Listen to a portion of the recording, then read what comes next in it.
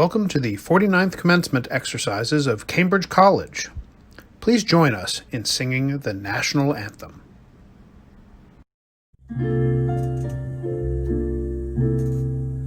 Oh, say, can you see by the dawn's early light what so proudly we hailed at the twilight's last gleaming, whose broad stripes and bright stars through the perilous fight o'er the ramparts we watched were so gallantly streaming, and the rockets' red glare, the bombs bursting in air, gave proof through the night that our flag was still there. Oh, say does that star-spangled banner yet wave o'er the land of the free and the home of the brave?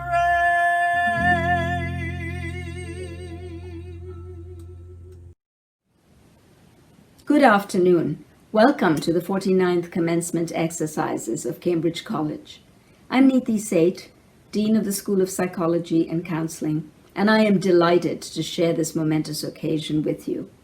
As graduates of Cambridge College, you are preparing to embark on the next steps of your life's journey, and I want to express my deepest admiration and respect for your achievement and for the effort and commitment it required. In these uniquely challenging times permeated with despair, uncertainty, and angst, your strength and tenacity fill us with awe and inspiration. We are so proud of you.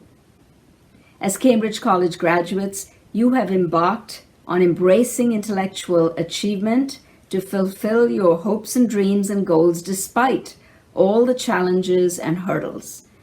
As graduates in the field of psychology and counseling, you are making a commitment to caregiving and healing of others, be they individuals, families, couples, communities, and by extension, to the well-being of society at large. As future professionals engaged in this work of psychological and emotional well-being and healing, you will participate in engaging the questions and aspirations of the day, the call to tolerance, fairness, and equity, done with respect, regard, nurturance, and love. I look forward to the important contributions I know you will be making. As Cambridge College graduates, I know you will represent the best of Cambridge College values and that you will do this with passion and engagement. You have the strength of character to delve deeply, to engage the hard questions, and to fulfill your responsibilities with devotion and compassion. The work in your field will need you to ever be self-reflective and self-aware so that you may continue to work effectively to help others. This is a tall order, and I know that you are up to the task. Your graduation today fills us all with great joy. We celebrate you. May you go forth to make this world a better place, more full of grace. Congratulations. Ladies and gentlemen, I am pleased and deeply honored to present to you Cambridge College's President, Deborah C. Jackson. Greetings and welcome to the 49th commencement exercise of Cambridge College. I'm Deborah Jackson, President of Cambridge College. We are here today to celebrate what is a remarkable achievement on the part of the class of 2020. So much has already been asked of you, but I want to ask yet one more thing at this moment. I ask you to imagine that we are together, that we are gathered. I am standing at the podium. I'm looking out at a sea of beautiful faces, 5,000 of you, mothers and fathers, brothers and sisters and children, the loved ones of today's graduates. Our graduates are sitting side by side, holding hands, cheering and laughing, and supporting each and every one of them as they cross the stage to accept their degrees. I want you to imagine this, because at the core of that celebration in person is the community that we all share. And whether we are in person or virtually together, we never lose that spirit and sense of community. It is, in fact, what binds us. So while we're not in person, we are also sharing today a goal that has been one for each and every one of us as you've gone through this journey, and that is the successful culmination of your academic endeavors at Cambridge College. And that is what today's celebration is all about. I want to thank the families of our graduates and the loved ones who are sitting with them somewhere watching this and smiling. You have supported, protected, and loved your graduate right up to the finish line. I want to thank our Board of Trustees for their unwavering support and commitment to our graduates and to the mission of Cambridge College. I want to thank our staff who worked tirelessly to make the journey of our students a smooth one without a lot of bumps or challenges. And I want to thank most of all our faculty. You are the most influential, the most inspirational, the most uplifting partners that our students could ever wish for, and I thank you for that. Class of 2020, history will tell your story. It will tell the story of a class that persisted in the midst of one of the most unimaginable challenges we have ever faced in our nation. In all of our lifetimes, there are sad and tragic moments that change the course of history and that are forever etched in our memory. There are moments that are so profound that we remember precisely where we were and what we were doing when they happened. For my generation, it was the loss of the iconic leaders that we all loved in our struggle for civil rights and justice. President John Kennedy in November of 1963, Dr. Martin Luther King in April of 1968, and on the heels of that, just a few months later, Senator Bobby Kennedy in June of 1968. And then decades later, we watched on live television as the planes flew into the towers in New York on September 11th, 2001. It forever changed our sense of security and safety in our homeland. And now for all of us, we will forever remember the moment we were told, pack up, leave your job, leave your workplace, leave your college or your school, get your children and your loved ones, and go home. We are no longer safe together. We are facing a global pandemic, and you cannot be outside. We will always remember also when we watched and heard the last words of George Floyd saying, "I can't breathe," over and over again. In just 6 months, we have lived and experienced these moments as the world seemed to turn upside down and as our nation was harshly awakened to the destruction of systemic racism in our society. Class of 2020, these are moments that have impacted each and every one of you. Some of you continued working on the front lines, helping others, risking your own safety and well-being. Others had to balance homeschooling and caring for young children while still trying to work and also continue your own education. Some of you lost jobs in places that will never, ever be recovered. And sadly, some of you lost loved ones to COVID-19. These are not the stories we hope to share at this moment of celebration, yet they are the stories that will forever characterize the remarkable class of 2020. For out of these stories also come the stories of a class that will inspire others for years to come. It will be a story of the class that persisted in the face of hardship and loss. The story of a class that persisted in the face of uncertainty and confusion. And the story that persisted through isolation and, yes, perhaps even moments of despair. Yet in the face of it all, it is the story of a class that rose up and refused to be daunted by these challenges. Class of 2020, you are nothing short of remarkable. You have drawn on all of your innate strengths, and you have been forced by sheer will to develop and evolve and use strengths and traits that you may not even have known you possessed. If you ever had doubts about who you are, you must be affirmed by today and by this celebration. You must recognize that your potential exceeds even perhaps your own imagination. You have the capacity, the capabilities, and the credentials to do well in pursuit of your professional dreams. You should have no doubts about that. But in the words that were delivered at our 2004 commencement by the late, wonderful Congressman John Lewis, it is not enough for you to do well. You have an obligation also to do good in this world. You must use your talents and your gifts to make a contribution to humanity and to fight injustice. In his words, if you see something that is not right, something that is not fair, something that is not just, you have a moral obligation to do something about it. So I end my remarks today by imploring you to join your fellow alum, Congressman John Lewis, and to honor his legacy and that of Cambridge College by acting on the words of his that we have all come to embrace as emblematic of our responsibility in today's world and as we face the challenges of society today. You must go out and get into good trouble, necessary trouble, if we have any hopes of sustaining and preserving the soul, the spirit, and the commitment of our nation to each and every one of us. Get into good trouble. Class of 2020, you have shown us what you are made of: intellect, strength, endurance, integrity, commitment, and passion. So as we bid you Godspeed, we know that you will continue to make us proud as you rise up to meet the opportunities and challenges that you will face on the roads ahead. We love you, and we are always here for you, your Cambridge College community. Thank you, President Jackson, for your warm remarks.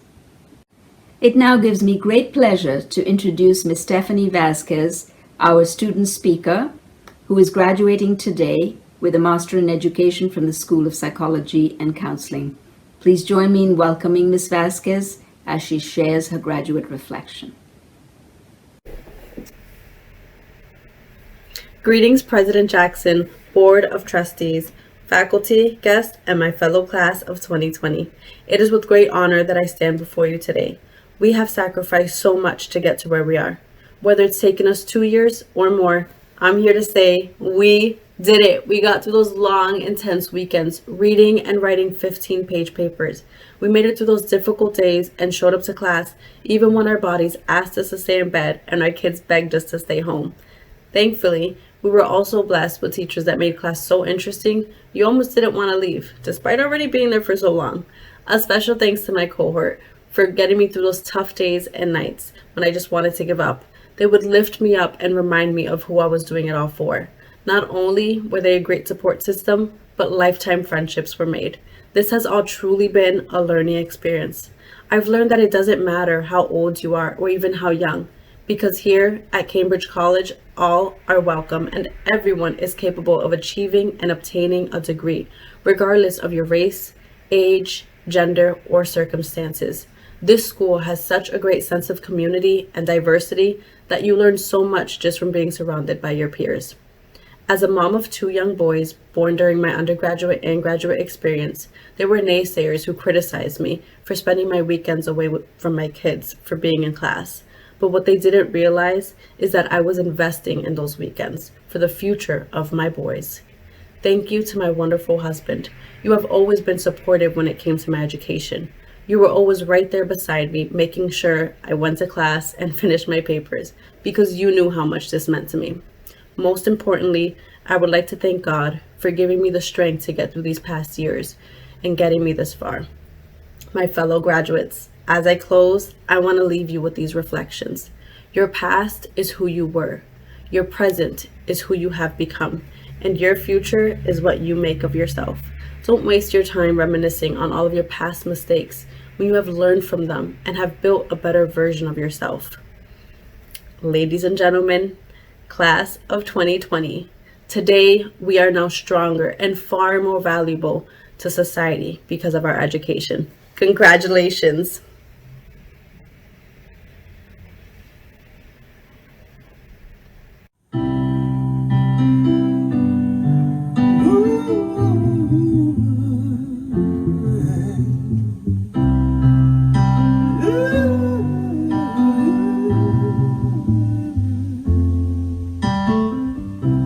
You're broken down and tired of living life on a merry-go-round. You can't find the fighter, but if it's in you, we're gonna walk it out and move mountains. We're gonna walk it out and move mountains. We'll rise up, rise like the day. We'll rise up, rise unafraid. We'll rise up, and we'll do it 1,000 times again. Yes, we'll rise up, high like the waves. We'll rise up, in spite of the ache. We'll rise up, and we'll do it 1,000 times again. Yeah, for you, for you, for you, oh, for you. When the silence isn't quiet and it feels like it's getting hard to breathe, I know you feel like dying, but I promise you we'll see your feet and move mountains. We're gonna see to its feet, move mountains, yes. And we'll rise up, rise unafraid. We'll rise up, in spite of the ache. We'll rise up, and we'll do it 1,000 times again. We'll rise up, rise unafraid. We'll rise up, in spite of the ache. We'll rise up, and we'll do it 1,000 times again. For you, for you, for you. We'll do it 1,000 times again. Oh, all we need is hope. We'll rise, all we need is hope. And we'll rise, we need is hope. And we'll do it 1,000 times again. Yes, we'll rise up, rise unafraid. We'll rise up, in spite of the ache. We'll rise up, we'll do it 1,000 times again. For you, you, you. We'll do it 1,000 times again. For you.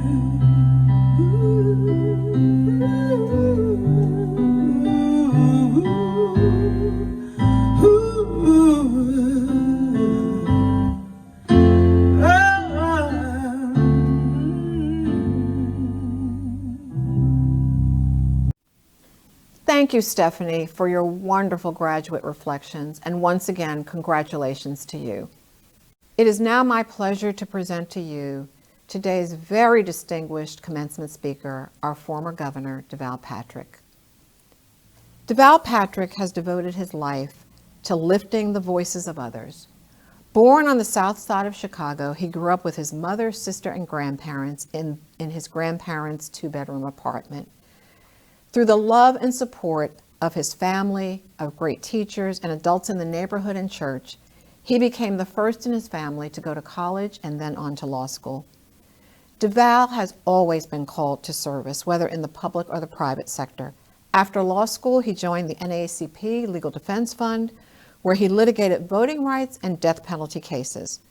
Later in his career, he was appointed by President Clinton to lead the Civil Rights Division of the U.S. Department of Justice, where he was responsible for protecting a wide variety of federal civil rights, and he coordinated the investigation of arsons at Black churches across the South.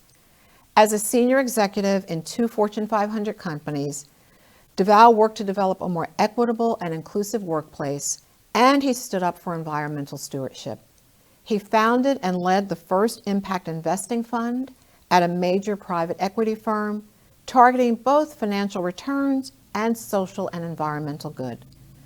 Completing one of the most extraordinary political journeys in state history, DeVal won a landslide victory to become Massachusetts' first Black governor in 2006, and he then served 2 terms as governor. As a result of his leadership, Massachusetts ranked first in the nation in student achievement, energy efficiency, healthcare coverage, and entrepreneurial activity. We grew during his leadership to a 25-year employment high and became a global center for life sciences, biotech, clean tech, and advanced manufacturing. Throughout his service in public office and the private sector, he has been a leader in developing solutions to the challenges we face together as communities and as a country: better education, climate change, healthcare, the future of work and innovation, and fundamental social and economic equity. Today, he is the CEO and founder of Together Fund, which is an extension of his vision and effective progressive leadership. I am so very proud at this moment to be able to do 2 things. One is that I am honored to act on behalf of the authority that has been granted to me by the Board of Trustees in the Commonwealth of Massachusetts to confer upon DeVal Patrick the degree of Doctor of Humane Letters, admitting to him all of its rights and privileges. We are so honored to have you now, Governor Patrick, as a Cambridge College alum. I am equally proud to present him to all of you, our graduates and families and friends, as he speaks to the class of 2020. I give you Governor DeVal Patrick. Hello, graduates of Cambridge College. I wish we could be together for this important and wonderful occasion for you and your families. But alas, we can't. For the same reasons that we can't be back at the office or in the classrooms or out to dinner or at a movie, because of a deadly pandemic and because of a profound failure of leadership. This is not a political occasion, of course, I know that. And I promise that I am not making a purely political point. But it would be odd not to acknowledge, in light of the circumstances into which you are graduating, that I speak to you in the face of serial failures by people in power. The failure to handle a pandemic, the failure to steward a racial reconciliation, the failure to address the need for economic opportunity and fundamental justice. You know, I grew up a poor kid on welfare on the south side of Chicago. For all the things we didn't have, one thing we did was a community. That was a time when every child was under the jurisdiction of every single adult on the block. If you messed up down the street in front of Ms. Jones, she'd go upside your head as if you were hers, and then call home, so you got it 2 times. What those adults were trying to get across to us, I believe, were 2 lessons. One is that a community is where people see and understand their stake in their neighbors' dreams and struggles as well as their own. And the other is that each of us owes a generational responsibility to leave things better than we found them. Donald Trump and his enablers have undoubtedly made matters worse. But the truth is that for a very long time now, our sense of national community has been unraveling, and we have been failing to bear our generational responsibility. Over the last 4 or 5 decades, under a steady rhetorical drumbeat that equates liberty with selfishness, treats justice as a limited resource, and portrays taxes as an affront instead of the price of civilization, America has gradually turned her back on our future. Think about it.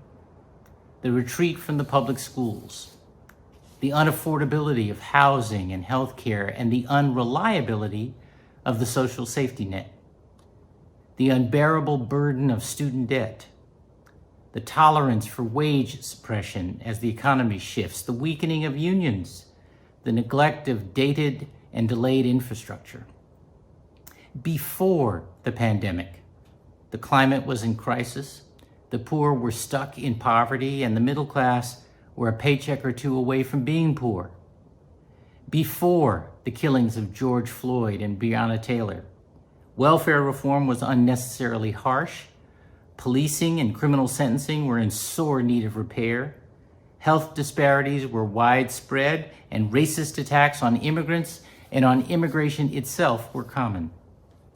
Before President Trump, business emphasized short-term gain for investors over long-term value for workers and the community, and even managed to convince some of us that the Dow Jones average is an economic indicator.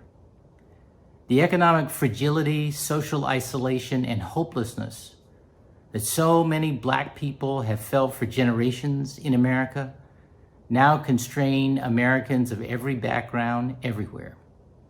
It should surprise no one. We slowly but surely stopped investing the time, ideas, and money in the things that enable Americans of every background to have a real chance. I'm not talking about the hard choices and sacrifices that any given emergency demands of us. I'm talking about something far more insidious. One United States senator recently described slavery as a, quote, necessary evil, unquote, to create our nation. Business leaders accept cutting jobs and wages as a necessary evil to improve a company's earnings in the next quarter. Many accept climate change as a necessary evil for keeping the lights on. Municipal leaders and parents alike accept resegregation as a necessary evil for neighborhood schools. Policymakers accept warehousing lawbreakers, especially if poor and Black, as a necessary evil to reduce crime, and accept easy access by civilians to military-style weapons as a necessary evil to protect gun rights.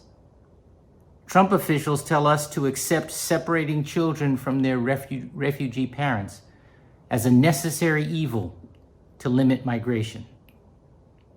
Graduates, what I'm asking you to consider today, what I'm calling on you to do to help repair a sense of national community and to bear your own generational responsibility, is to show us how not to accept evil as necessary. Graduates of Cambridge College, you are graduating at a time when the character of this country is in question, when we must ask ourselves, just what does it mean to be American? My father-in-law used to unfurl an American flag every morning and mount it in a bracket just outside the front door of his small detached house in the Hollis neighborhood of Queens, New York.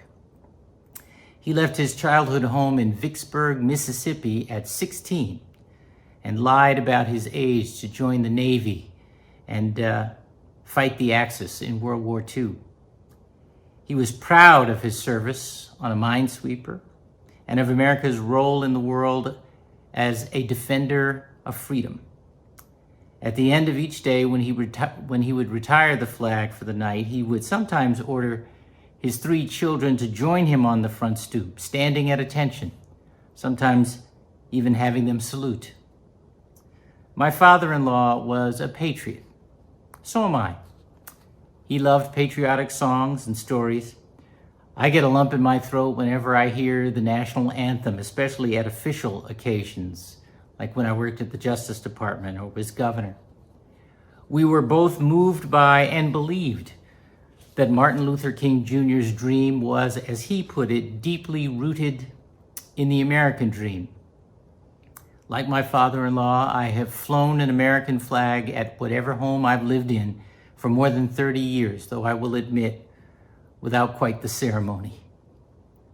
Patriotism for Black Americans is tricky. It's tricky to love a country that doesn't always love you back. It breaks my heart to think of the black soldiers and sailors who returned from combat overseas after the world wars, only to be moved to the colored car on the train home or off the sidewalk to make way for white pedestrians. Some were lynched, sometimes while still wearing their military uniforms. When my father-in-law joined the Navy, he lied not just about his age, but also about his race, so he wouldn't be stuck in the galley. He was a fair-skinned man, so he could get away with that. He lied to buy that house in Hollis, where he raised and lowered his flag every day, signing all the papers alone, and then moving his toffee-colored wife and children in sight unseen. Once it was apparent that the new neighbors were black, white homeowners hastily moved out. But he was still a patriot, His patriotism was never about symbols or wishful thinking.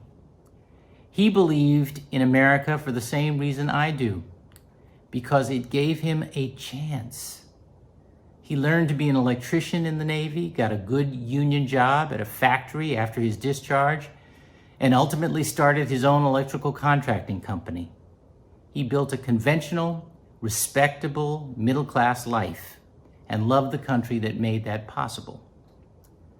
I don't know when patriotism in America got reduced to lapel pins, flyovers, and pointless arguments about pro athletes taking a knee. Like my father-in-law, I love that America is built on aspiration, a nation reaching for civic ideals of equality, opportunity, and fair play, the essential ingredients of freedom itself. America was flawed from the start, of course, but part of the genius of our founding is that the mechanisms for reinventing ourselves are built in. What we are supposed to do, what we are called right now to do, is to put those mechanisms to work.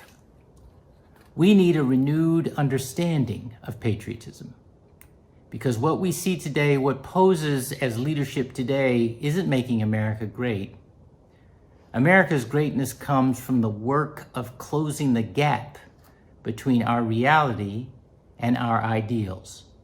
For the meek, by the way, not just the mighty. I am so hopeful for you today. I'm hopeful about you too, because we need you to help reinvent America, to be part of a renewed founding. As you emerge with your several hard-earned and hard-won degrees from Cambridge College to take your place in business, nonprofits, or even government, be mindful that your own actions and inaction have consequences. You can help us build a sense of community where we behave as if we understand our stake in each other. You can bear your generational responsibility to leave things better than you found them. You can be the next founding fathers and founding mothers. For in America, where freedom was the point from the start, only equality, opportunity, and fair play make freedom possible. The marchers out on the streets today in cities all over this country remind us that when one group makes a claim on a more just and prosperous future, every American has a stake in their success. So class of 2020, I am counting on you to step up. We all are. I still believe that America is what happens when vision, creativity, and grit get a chance. What's missing today for too many is that chance. And we bear the responsibility, we who have had that chance through government and the private sector and in our personal lives and choices, to make that chance real. Let's not forget that the character of America is what we choose to make it. And this time, let's finally and unequivocally choose, as we say in the pledge, liberty and justice for all. Congratulations, class of 2020. God bless and keep you. Thank you for having me. Good afternoon. My name is Dr. Jerry Ice. I am the Interim Provost and Vice President for Academic Affairs. I am honored to call upon President Deborah Jackson to preside with me over the presentation of the School of Psychology and Counseling degrees. President Jackson, I am pleased to report to you that candidates presented have qualified in all respects for degrees by successfully completing their curriculum offered by Cambridge College and have been recommended by the faculty to be awarded the appropriate degrees in recognition of their academic accomplishments. It's a pleasure to present to you candidates from the School of Psychology and Counseling for the following: Certificate of Advanced Graduate Studies in Mental Health Counseling and Master of Education degrees. Upon the recommendation of the faculty, it is a pleasure to present to you the candidates for the aforementioned degrees. By the power vested in me by the Board of Trustees of Cambridge College, it is my distinct honor and privilege to confer upon you the aforementioned degrees, with all the rights, privileges, and honors that you have earned with the completion of these degrees. Congratulations to our graduates.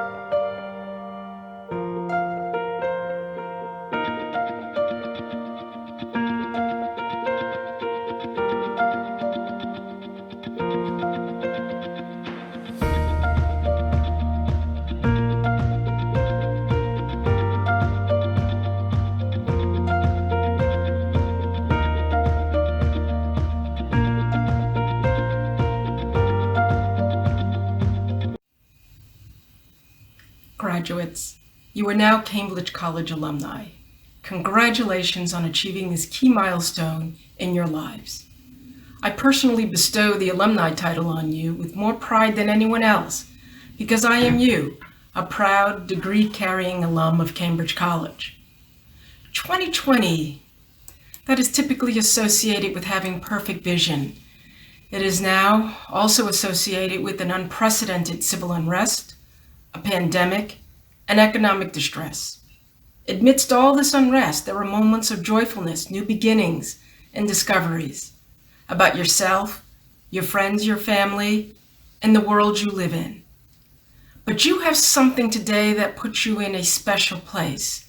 You have a Cambridge College degree. Now is your moment to go forth and put Cambridge College's spirits and principles to work in your community, because every community is a place of opportunity.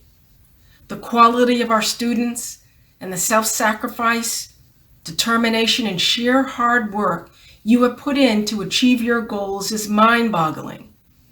Many of you are the first in your family to earn a college degree. Many of you have overcome obstacles, juggled jobs with your studies, cared for families, and handled other responsibilities to get where you are today.